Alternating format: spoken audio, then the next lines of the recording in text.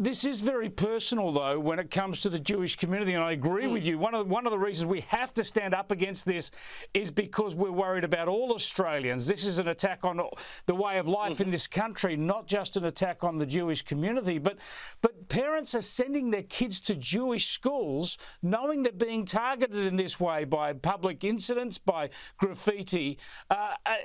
Describe to us that the way that Jewish people in this country have had to actually change the way they go about their daily lives.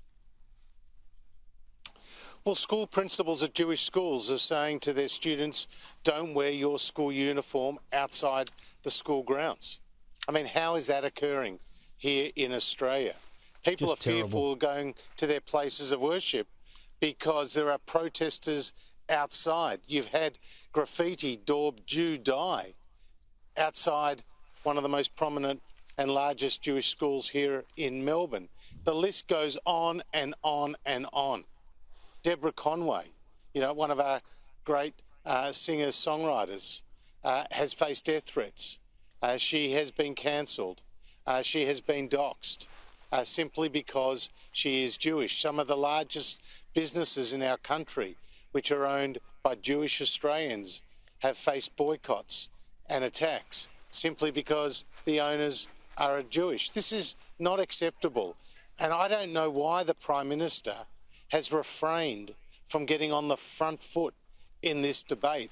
It affects us all, Jewish and non-Jewish. And when you see someone like Nova Peris, an Olympian, an Indigenous champion, stand up and say she apologises to the Jewish community for what they have gone through, and she uses her voice to call for change, you know how widespread the sense of disenchantment with this government's leadership is. Yeah, the Federal Employment Minister, Murray Watt, has said that you're involved in this. What you're saying in this is politically motivated. Well, that's just a very low blow, and it was good to see Mike Kelly call him out and call on him to apologise to me. I'll accept the apology today if he makes it, but if he fails to make it, he'll be continually condemned for those inappropriate and false comments. My family has perished in the Holocaust, and other members, including my mother, have survived it. I care deeply, Chris, about what is happening in Australia right now.